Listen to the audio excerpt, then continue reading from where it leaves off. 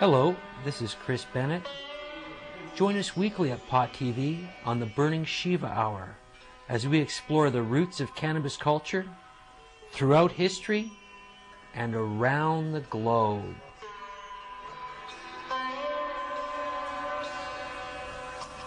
On pottv.net, home of the herb.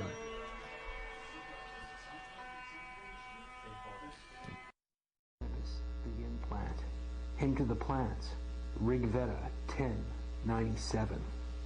Plants, which are as receptacles of light, were born 3 ages before the gods. I honor your myriads of colors and your 700 natures. 100, O mothers, are your natures, and 1,000 are your growths. May you of 100 powers make whole what has been hurt.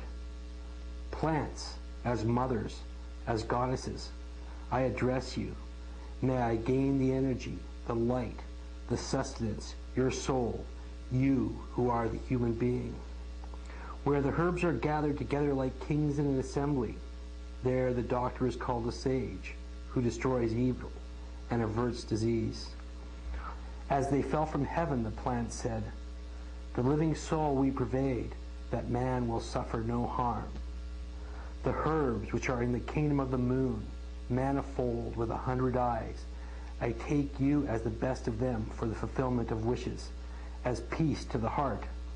The plants, which are queens of the soma, spread over all the earth, generated by the lords of prayer.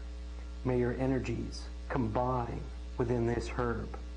Like us, cannabis occurs in both male and female aspects of the species.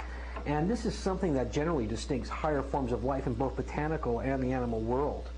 With cannabis particularly, we seem particularly concerned with the propagation of the female aspects of the species, and everything done in agriculture to enhance the quality of marijuana is generated towards the feminine. And it's likely with this sort of concept in mind that ancient Chinese Taoist sages remarked that upon the distinction, defining that it was the yin aspect of the cannabis plant, the feminine aspect, as opposed to the yang aspect, that contained its magical and divine properties. Cannabis's relationship with things feminine likely goes back to the primordial discovery of the herb in hunter-gatherer societies, where women generally tried to balance the game caught by men with herbs that they collected with their sisters. And because of this, it's generally believed that women were the first to discover how plants propagated themselves and the distinction between the sexes.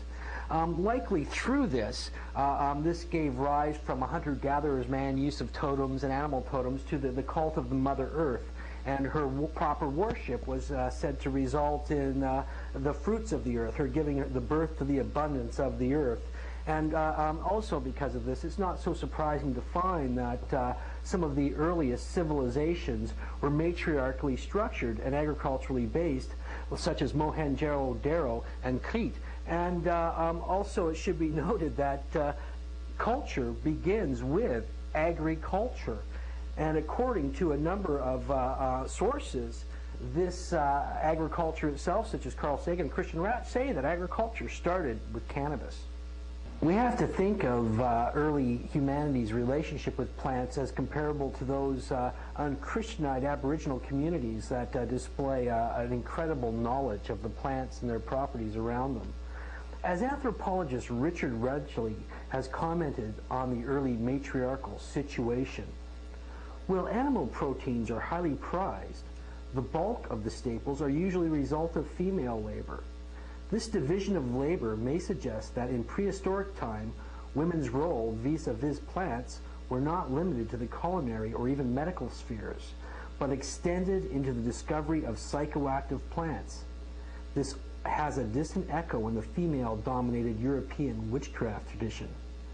Gatherers have an extremely detailed knowledge of their land and its natural resources, and having considered the technical and intellectual achievements of hunter-gatherer communities past and present, we should not be surprised that they were able to identify, collect, and process a variety of species. In sync with the developing social power and magic of the females were many attributes acquired by the goddess who represented her, as anthropologist Eric Newman reflects. As goddess of the food-giving plants, herbs, and fruits, she numinously transforms these basic elements into intoxication and poisons. It is quite evident that the preparation and storage of food taught women the process of fermentation and the manufacture of intoxicants, and that as a gatherer and later preparer of herbs, plants, and fruits, she was the inventor and guardian of the first healing potions, medicines, and poisons. The goddess is therefore not only the queen of the enabled fruit of the soil, but also the spirit matter of transformation that is embodied in wine and other intoxicants. In the piled dwellings of the Stone Age, we already find evidence of the growing of poppies, the typical plant of the Cretan goddess, of Demeter, of Ceres and Spes. The efficacy of the poppy as a magic potion is a secret of women. With the goddess's primordial association with the poppy, it's not also surprising to see that she can be tied with the beloved cannabis as well, especially considering, as we've mentioned, that cannabis is thought to be our oldest agricultural crop. In the great work tracing one word through different languages by the pioneering cannabis researcher Sarah Benatawa, she looks at the relationship between cannabis and the matriarchal period. Let us look at the factors which could have contributed to the start of the mass use of hashish in the matriarchal circle. One important factor is that in preparing fiber from a plant and during the harvest, the strong odor intoxicates the workers. According to ancient customs still surviving in modern times, all work involving hemp is done in mass. Since antiquity, the hemp harvest has been considered a holiday, especially for the young people. In many countries, the harvest is a sort of reunion to which the guests come with or without masks and give all sorts of presents to the workers. Here we see an obvious link with the masculine secret societies in the matriarchal circles in which there is the mass use of hashish. One of the stronger and more documentable pieces of that helps identify cannabis's relationship with the goddess is the use of cannabis, here referred to as bang, in the still ongoing worship of one of the most popular goddesses in the history of humanity, the fierce-looking Kali Ma. Sir John Woodruff, also known as Arthur Avalon, commented on the Indian word vijay, victory, which describes an important sacrament used in ceremonies dedicated to Kali, noting that it describes the narcotic bang, hemp, or siddhi as it is called in Bengali, and which is used in all ceremonies. Avalon recorded Kali's cannabis mantra as follows: Om Hrim Ambrosia, that springeth forth from ambrosia. Thou that showerest ambrosia, draw ambrosia for me again and again. Bring Kali Ka within my control. Give success, Sava. Generally, such ceremonies involved ritual sex as well, and both the use of cannabis and the ritual sex were directed at driving the devotee's coiled serpentine energy, known as kundalini, found at the base of the spine, up into the higher areas of the brain for enlightenment. But likely this use of cannabis is a little bit newer than the worship of Kali or the use of bang, considering the worship of Kali goes back to the Stone Age. Kali Ma is generally depicted with a girdle of arms, severed human arms, and a necklace of skulls. And in this imagery, we find a very close relationship with the Canaanite goddess referred to in biblical writings, who also wore heads attached around her neck and a girdle of arms around her waist as well.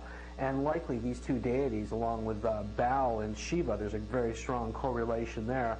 This indicates an even older primordial cannabis cult that's arms were as far-reaching as the ancient world itself.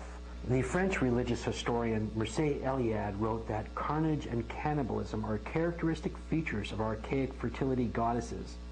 From this point of view, the myth of Aneth can be classed among the elements common to the ancient agricultural civilization that extended from the eastern Mediterranean to the plain of the Ganges.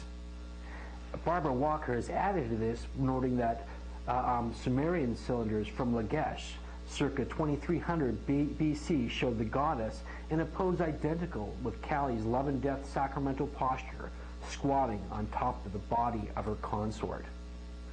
Along with the similarities in cultic imagery came the similarities in cultic use of cannabis, and it's not surprising to see many of Kali's ancient world mother of life and death counterparts also had cannabis use involved with their cults. Researcher Christian Ratch says that the Germanic goddess of life and death, Freya, was a cannabis user based upon cannabis being found in a 5th century BC tomb in Germany that seems to be laid there as in reverence to the mother goddess Freya. Likewise, the horseback riding Scythians, whose women rode into the battle with them and were fully tattooed, also their goddess, Rhea Crona, would appear to have been pleased with the burning of cannabis incense that they did in her honor. And interestingly, Rhea Crona holds a scythe, which is the Scythian named harvesting tool used specifically for harvesting cannabis. And this scythe, of course, was passed on to the Grim Reaper, originally held by Rhea Crona for the tool which she reaped the harvest of her children with. So pretty interesting analogy there coming down to us through time. Interestingly, in one of the ancient tombs belonging to the Scythians, where there have been a number of these tombs discovered and oftentimes artifacts indicating their cultic use of cannabis, in fact, even remnants of cannabis itself, there was found a great rug that was used to cover a teepee-like structure in which they would basically vaporize incense over cannabis incense over heated rocks and inhale the fumes. And the imagery on the rug has the horseman approaching the great goddess who holds a tree of life in one hand. The tree of life is an image that has been associated with the goddess again and again, as has been cannabis in the ancient world. And likely, even in the Bible itself, there's references to the use of cannabis as an incense by worshippers of the goddess, in this case, worshippers of the goddess Asherah. And likely the biblical references are indications of the carryovers of the cultic use of cannabis in the cult of the goddess from much earlier generations. As entheobotanist Willem M. Bowden notes, there is a classic Greek term, cannabism, which means to smoke cannabis. Cannabism frequently took the form of inhaling vapors from an incense burner, in which these resins were mixed with other resins, such as myrrh, balsam, frankincense, and perfumes. This is the manner of the shamanic Asherah priestesses of pre-Reformation Jerusalem, who anointed their skins with this mixture as well as burned it. Like the imagery of the Scythian carpet, icons dedicated to Asherah have depictions of a sacred tree or plant, most likely made as visual references to the hemp that her followers grew and served, utilizing it as an entheogen, but also as a food and oil source, along with using its fibers in ritual weavings. An ancient ivory cosmetic casket lid from the 14th century site of Minit al-Biada depicts the goddess herself from the roll of the tree of life, offering 2 caprids vegetation which clearly resembles buds of cannabis, but have been erroneously described as both ears of wheat or corn. As John Gray notes, this depiction seems to indicate finally the explanation of the biblical references to the Asherah as a natural or stylized tree in the fertility cult. This was the symbol of the mother goddess, now known from Ras Shamra texts as Asherah, the counterpart of Mesopotamian Ishtar or Inanna. The tree of life is called the Asherah in the Old Testament. And as Barbara Walker has noted, the word that the Bible with evident distaste translates as grove was not really a grove at all, but an Asherah, the stylized multi-branched tree symbolizing the great goddess of Canaan. Asherah's tree symbol was alternately the tree of knowledge or tree of life. In northern Babylon, she was known as the goddess of the tree of life, or the divine lady of Eden. A view held by other feminist scholars as well, such as Rianne Eisler. Like the tree of life, the tree of knowledge was a symbol associated with the goddess in earlier mythology. Groves of sacred trees were an integral part of the old religion. So were rites designed to induce worshippers into a consciousness receptive state to the revelation of divine or mystical truth. Rites in which women officiated as the priestesses of the goddess. In light of Asherah's connection with the Tree of Life and her cultic use of cannabis, it's interesting to note that certain Muslim groups up into medieval times were referring to cannabis as Asherah, an endearing term for their hempen girlfriend. Of course, the Arabic dialect developed out of pre-existent Middle Eastern dialects, and the carryover of the reference to Asherah as cannabis, the tree of life, is a likely one. It has long been noted that Asherah is the Middle Eastern counterpart of a number of Near Eastern goddesses such as Ishtar, Astarte, Inanna, and other figures. It's interesting to note that Inanna, one of the earliest forms of the goddess, her symbol was an elaborately tied bundle of reeds that looked suspiciously like a ream of cannabis stalks. Asherah was also known as the Lady of the Serpent. It was depicted as a woman holding one or more serpents in her hand, referring to the earlier association of the goddess with the serpent and the Hebraic reversal of Near Eastern mythology.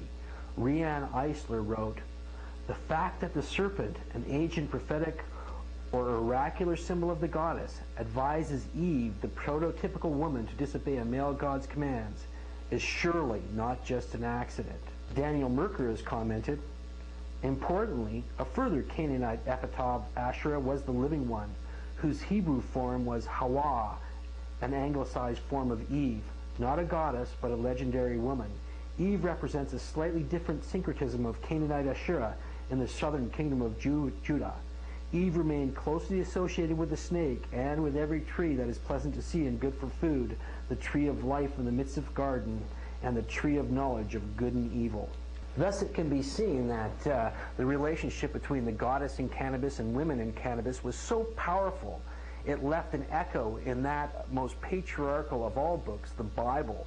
And Eve, tempted by the serpent, is obviously a downplaying of the role of the goddess and her oracular serpent that existed in pre-existing cults, just as the forbidden tree of knowledge and tree of life are likely representations of entheogens like cannabis and other such plants. A similar downplaying of the goddess and the female occurs in the equally patriarchal religion of Zoroaster, with Vove, originally the goddess the earth, becoming an Iranian form of Eve. Followers of Zoroaster pretended that she was the wife of the prophet, not a goddess, but only a mortal woman. Yet, like writers of the Bible, they inadvertently gave away the secret by calling her the mother of all living. In the more entheogenic friendly religion of Zoroastrianism, rather than being tabooed, the gift of cannabis now became acquired through the supreme male deity, and we are told how Zoroaster's wife Havave gave offerings to the Lord gods to entice them into asking the supreme being to give her good narcotic banga, that she might think according to the law, speak according to the law, and do according to the law. Feminine historian Barbara Walker suggests that even the patriarchally thought assassins were in fact worshippers of the goddess. The assassins here referred to are, of course, the hashish-ingesting assassins, hashish and assassin coming from the same root. She suggests that Aladdin sect worshipped the moon as a symbol of the goddess, and like the vessel of life associated with the Virgin Mary and the Holy Grail in Europe. So even here into medieval times, we may have elements of goddess worship and cannabis use amongst the esoteric hashishins.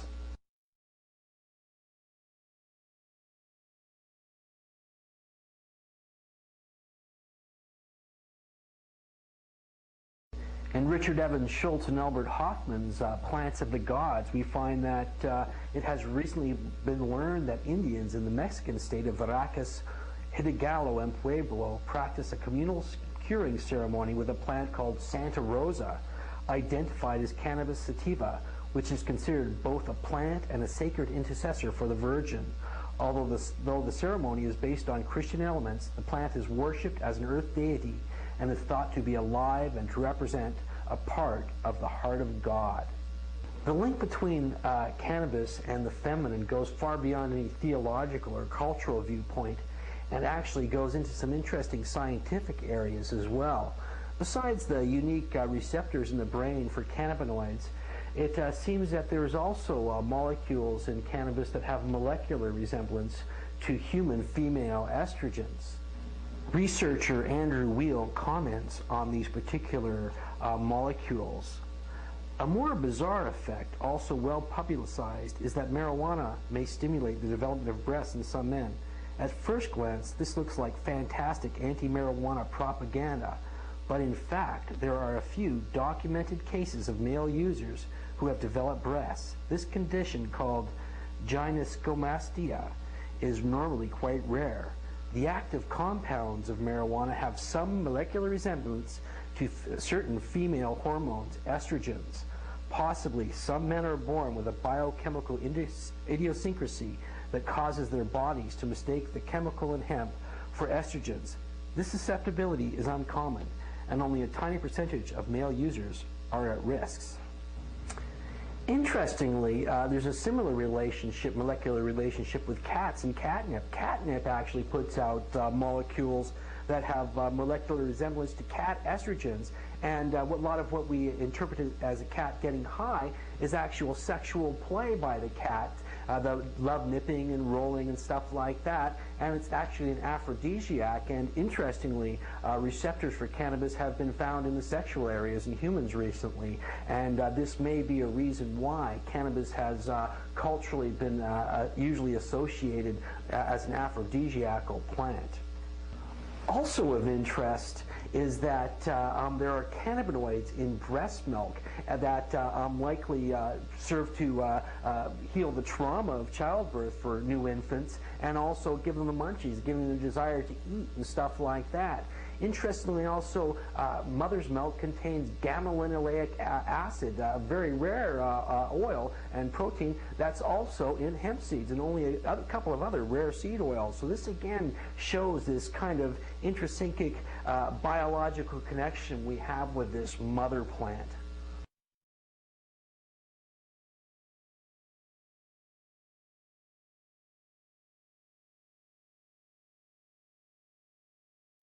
The late Terence McKenna also pointed to the feminine qualities of this most holy herb. Outpourings of style and aesthetically managed personal display are usually anathema to the nuts and bolts mentality of dominator cultures. In dominator cultures, without any living traditions of use of plants that dissolve social conditioning, such displays are usually felt to be the prerogative of women. Men who focus on such concerns are often assumed to be homosexual. That is, they are not following the accepted canon of male behavior with a dominator model. The longer hair lengths for men seen with the rise of marijuana use in the United States in the 1960s were a textbook case of an influx of apparently feminine values accompanying the use of a boundary-dissolving plant. The hysterical reaction to such a minor adjustment in folkways revealed the insecurity and sense of danger felt by the male ego in the presence of any factor that might tend to restore the importance of a partnership in human affairs. In this context, it is interesting to note that cannabis occurs in both male and female form. Propagation of the female species is the total concern of the grower interested in the narcotic power of the plant. It is thus a kind of happy coincidence that the subjective effects of cannabis and the care and attention needed to produce a good resin strain both conspire to accentuate values that are oriented towards honoring and preserving the feminine. Because of its subliminally psychedelic effect, cannabis, when pursued as a lifestyle, places a person in intuitive contact with a less competitive behavior pattern.